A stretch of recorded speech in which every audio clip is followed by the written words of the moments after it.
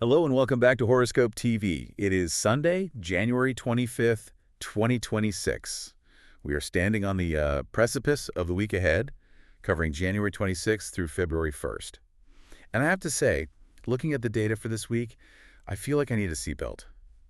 It looks intense. Intense is the polite word for it, yeah. It is a week of seismic shifts. We aren't just looking at the moon changing phases. We are looking at heavy, slow-moving planets changing signs and forming conjunctions that we haven't seen in the specific configuration in our lifetimes. Wow. Okay, so before we get into the doom and gloom or the glory, depending on how you look at it, let's set the parameters.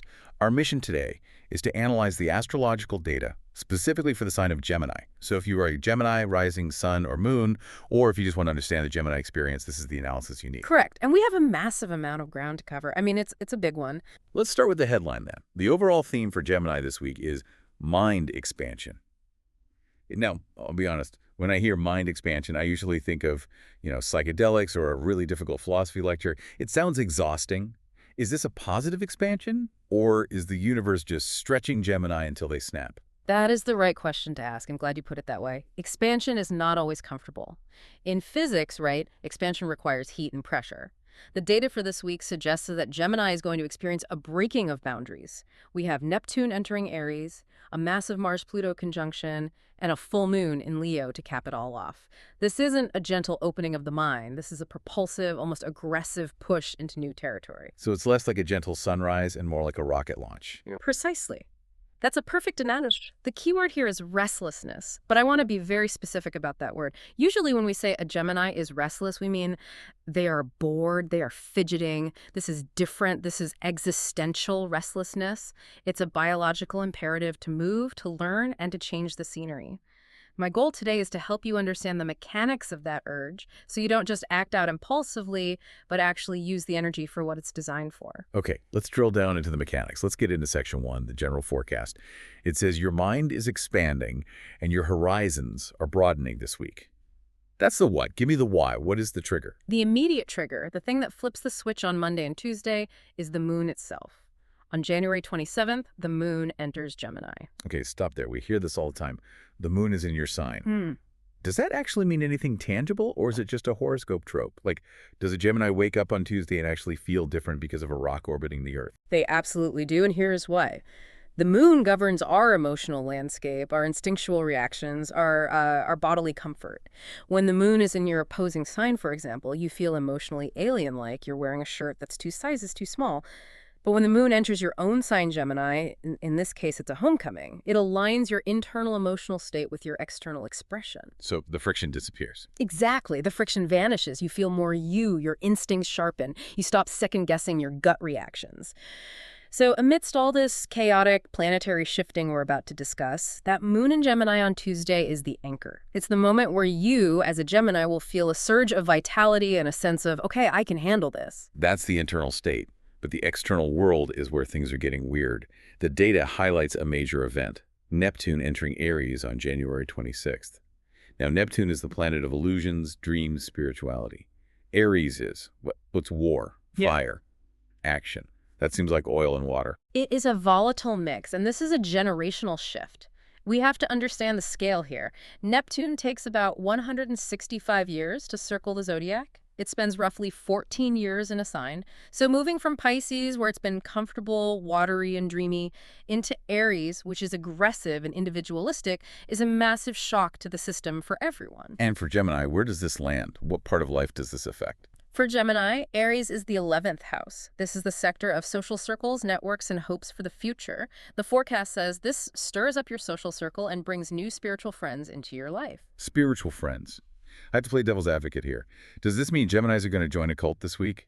Because spiritual friends plus mind expansion sounds a little risky to me. It's a valid concern, especially with Neptune involved, as Neptune can govern delusion. It really can.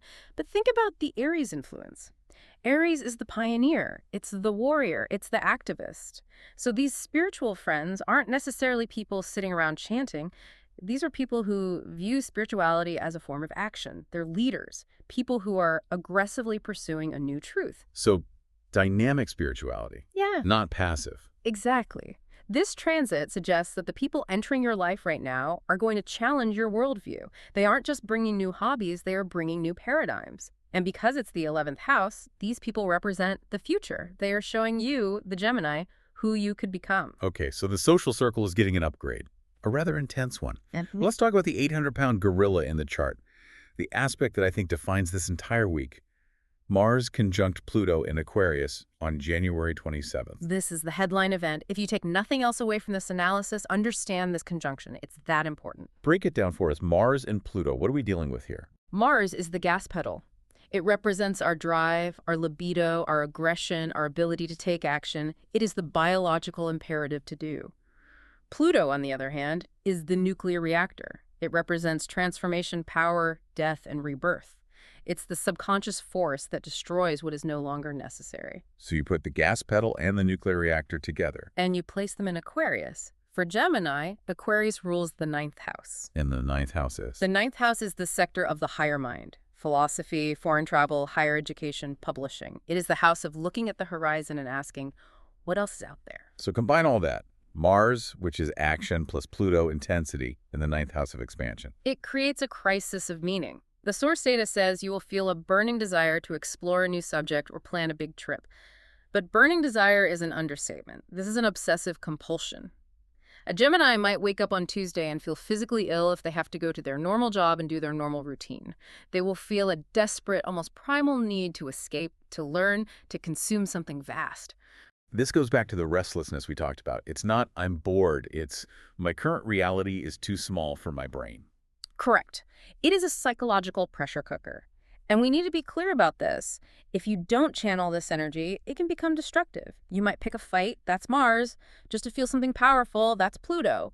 Or you might make a reckless decision to quit your job and move to Bali without a plan. So how do you use this productively? If you're feeling that nuclear heat in your 9th house, what do you do with it? Where does it go? You research, you study, you learn. Mars gives you the energy to burn the midnight oil, and Pluto gives you the focus to solve the unsolvable.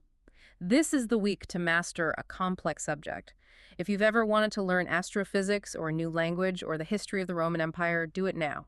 Your brain is hungry for complexity. Feed it information so it doesn't eat you. Feed the beast. I like that. That's very actionable. But just as we're processing all that intensity, the week ends with a full moon in Leo on February 1st. Yes, the drama at the finish line. The forecast says this highlights the communication sector, Which is Gemini's home turf, the 3rd house. So we start the week expanding the higher mind, the 9th house, and end the week purging the lower mind, or daily communication, the 3rd house. It's a perfect axis. It really is. The full moon brings things to a head. In Leo, it is expressive, dramatic, and public. The forecast says this brings news. Good news, bad news, or just news. Significant news. A full moon reveals what was hidden. It illuminates.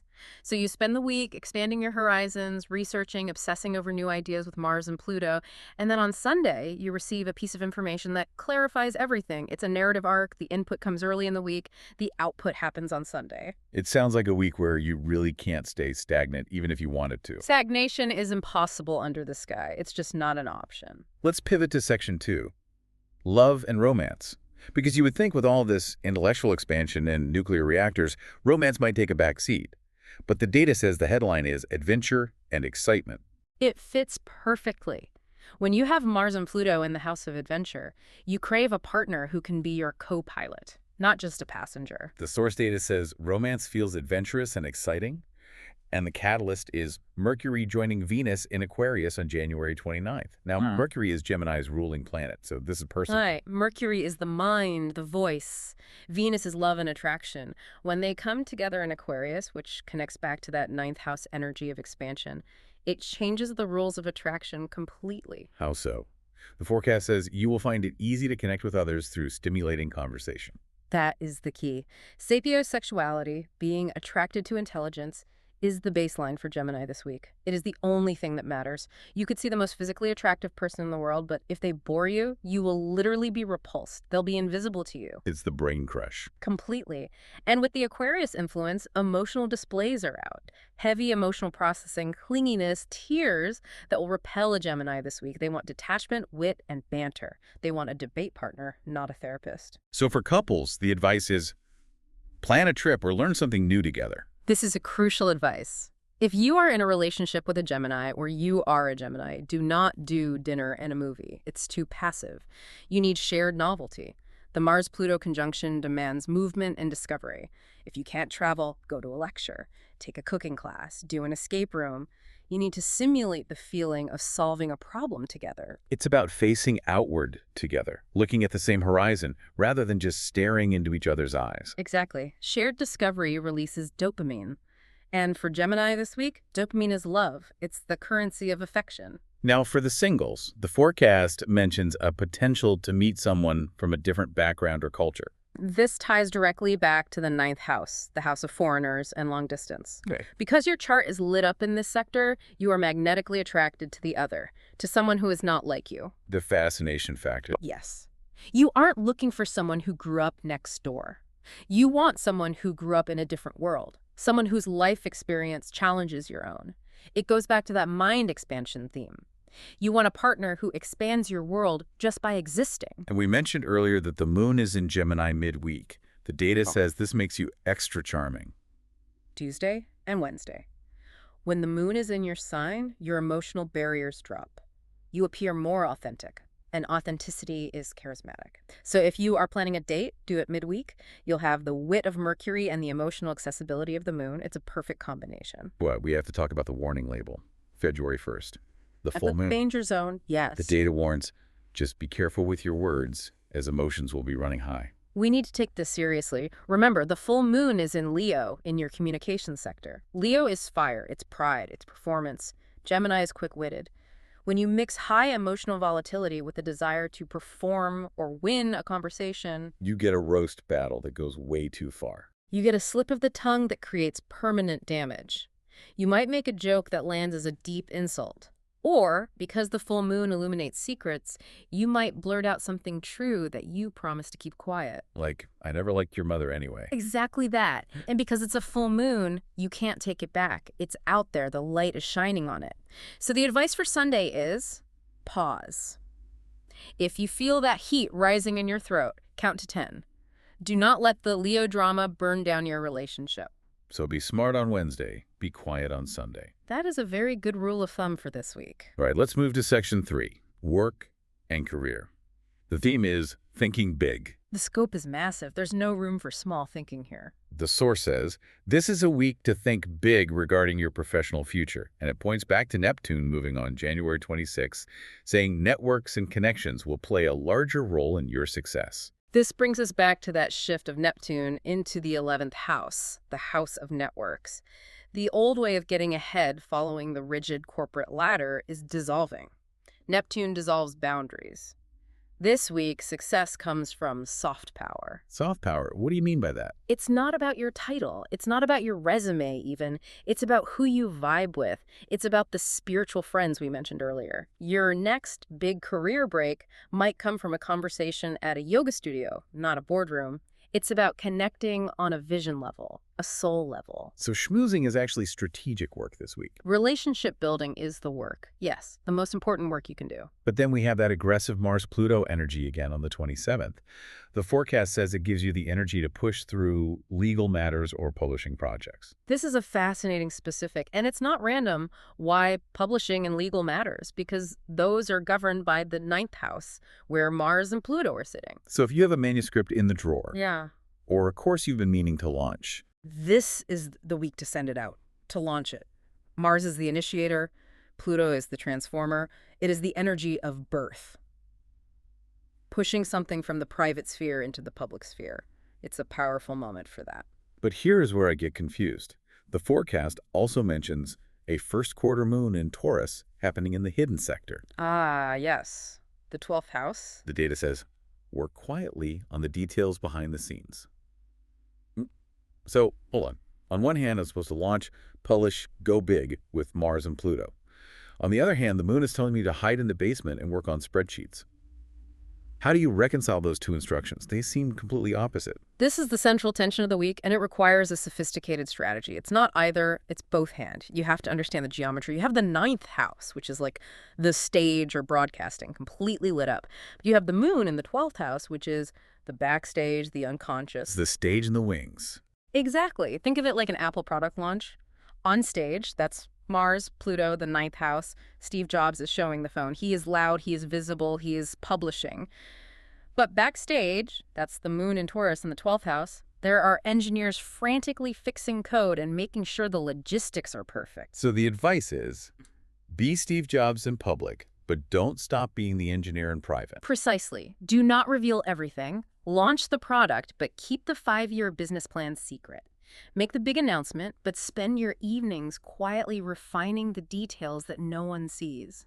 If you try to do everything in public, you'll be overexposed. If you do everything in private, you miss the Mars window. You must bifurcate your energy. That is a tricky balance. Loud launch, quiet strategy. It's the only way to navigate this chart successfully. Let's apply this to Section 4, Money and Finance. The forecast says your financial outlook is tied to your ability to communicate and network. Communication is currency for Gemini this week. Yes. Literally, your words have monetary value. It says the full moon on February 1st usually brings a flurry of emails and calls, and one of them could be a profitable opportunity. This connects back to the full moon in the 3rd house of communication. A full moon brings a culmination, a harvest. This implies that a conversation you started earlier, maybe weeks or even months ago, is finally coming to fruition. A deal is closing. So don't ignore your inbox on Sunday, even if it's the weekend. Absolutely not. I know it's the weekend. I know you want to rest. But if that phone rings, answer it. The opportunity isn't going to be a lottery ticket. It's going to be an interaction, a job offer, a new client, a contract. But there's a cautionary note here, too, regarding hidden expenses. This links back to that first quarter moon in the hidden sector, the 12th house we just discussed. In finance, the 12th house is the blind spot. It represents expenses you don't see coming or self-undoing. The data warns of expenses that no one sees. This could be literal, like a leak behind a wall in your house that you suddenly have to pay for. Or it could be administrative, a subscription that auto-renews for $500 that you completely forgot about. Or maybe spending money on something private, something you don't want others to know about. It could be. But the advice is to review your long-term financial strategy, especially regarding education or travel funds. Which makes perfect sense. With Mars and Pluto making you desperate to travel or go back to school, you're itching to spend huge amounts of money. Exactly. The 9th house screams, buy the plane ticket now. The 12th house whispers, check your bank balance first, you might be broke. So check the blind spots before you swipe the card. Due diligence is your best friend this week. Seriously. But there is a lucky break, January 29th. The Mercury-Venus conjunction, a very sweet aspect. It says this is a lucky aspect for signing contracts or making agreements. This is the sweet spot. If the full moon on Sunday brings the news of the opportunity, try to get the actual agreement or negotiation done on Thursday, the 29th. The energy is harmonious. Mercury, which is commerce, and Venus, which is value, are holding hands in Aquarius. It suggests a deal where both parties feel like they are winning. A true win-win. So the strategy is, watch for hidden costs early in the week, sign the papers on Thursday, and keep the lines open on Sunday. That is a solid financial plan for navigating this week's energies. Now let's talk about something that underpins all of this, health and wellness, specifically the mental game. This is the most critical section for Gemini this week. I can't stress this enough. The source data puts it bluntly. Mental health is just as important as physical health for you this week, and it blames the intense mental energy from Mars and Pluto. We have to remember the physiology of Gemini. You are ruled by Mercury. You are an air sign. You live in your nervous system. When you introduce Mars, which is adrenaline, and Pluto, which is obsession, into the sector of the higher mind, you are essentially overclocking the CPU. It's too much. Racing thoughts is the symptom mentioned. It's the browser tabs phenomenon. You have 50 tabs open, they're all playing different music, and you can't find the mute button. It's cognitive overload. You are processing so much new information, meeting so many new people, and strategizing so many launches that your nerves can fray. I relate to that feeling of a brain that just won't turn off. So what is the remedy? The forecast suggests activities that calm your mind, such as meditation or reading. Now, reading seems counterintuitive. If my brain is tired, why would I read more? Because reading is linear.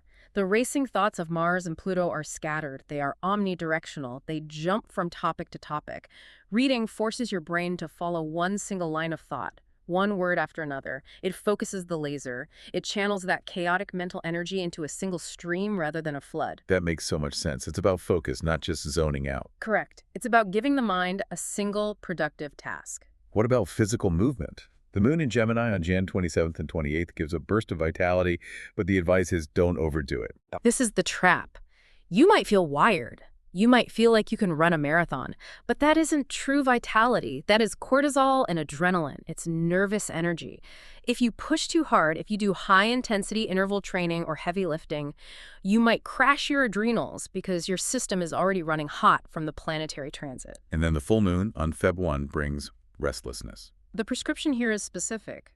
Light exercise like walking or cycling. Cycling seems perfect for Gemini. Very on brand. It is the archetype of Gemini movement. It involves travel, it involves looking at the neighborhood, it involves balance, it gets the energy out of the head and into the legs, but it's rhythmic. It soothes the nervous system rather than shocking it. It burns off that excess nervous energy safely. And the basics. Stay hydrated and rest well. Boring advice, I know, but with all this air and fire energy in the chart, you are prone to drying out. You need water to ground the electrical current running through your body, and sleep is non-negotiable when your brain is working this hard. Okay, we've covered the major pillars. Now I want to get into the cosmic cheat sheet. These are the specific data points from the forecast.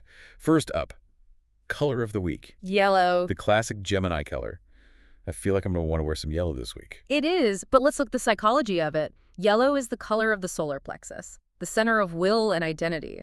It is also the most visible color in the spectrum to the human eye. It grabs attention. So why wear it this week specifically? Because of that work theme we discussed.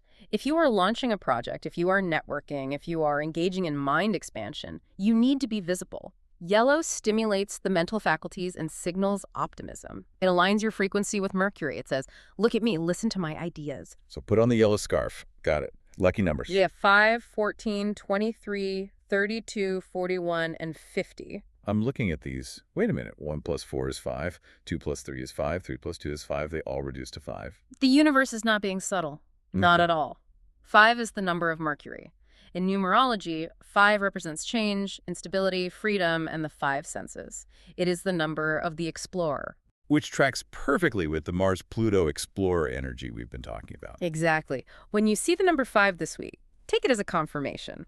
A little wink from the cosmos that you are on the right path of expansion. Best dates. January 27th and January 29th. We've established that 27 is the moon in Gemini plus Mars-Pluto, so that's the day for me and for action. And the 29th is Mercury conjunct Venus, the day for us and for agreement. Mark those down in your calendar. Now, compatibility. This is always the most controversial part. Best match. Libra. No surprise there. Libra is a fellow air sign. It just makes sense. The reason given is that planetary energy in air signs supports a harmonious flow. Just look at the board. Mars in Aquarius, which is air. Pluto in Aquarius, air. Moon entering Gemini, air. Mercury and Venus in Aquarius, also air. It is an air party. Libra speaks the language. They get it. It says you will find their company delightful and easygoing. And importantly, Libra helps you find balance when your mind is racing. Remember that mind expansion can be dizzying. Libra is the sign of the scales. When a Gemini is spinning out on a new theory or freaking out about their travel plans, a Libra can rationalize with them without making them feel stupid or crazy. There's an intellectual anchor. Exactly. A very graceful and intelligent one. Now, the flip side. The one to watch out for. Worst match. Pisces. This is a fascinating clash of modalities, a real challenge. The data says Pisces is your least compatible sign this week because Neptune moving into Aries creates a confusing angle. Here is the friction point. Gemini this week is driven by Mars and Pluto. It's all I need facts, I need to book the flight, I need to know the syllabus. It is hyperlogical and hyperactive. Pisces is ruled by Neptune.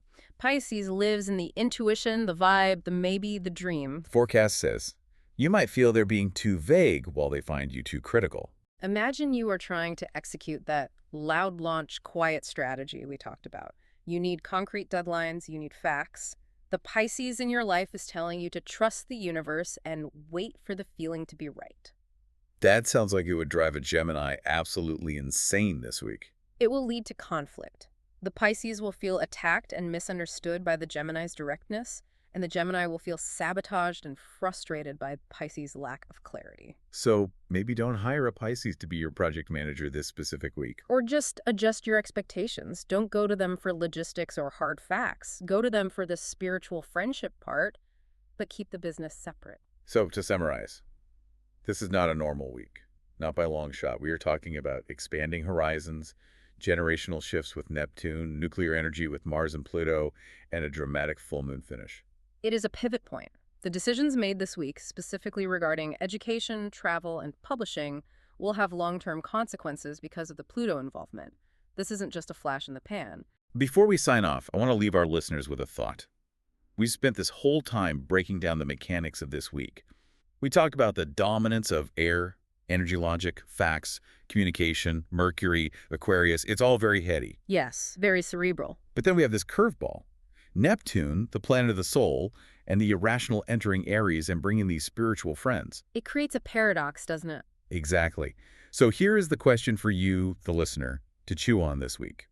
In a week where you are obsessed with logic, facts, and mind expansion, how will you react when a new spiritual connection challenges your logic? That is the ultimate test, the final exam for this week. If a new friend presents you with an idea that cannot be proven by a spreadsheet, that can't be Googled but feels true in your gut, are you brave enough to explore it?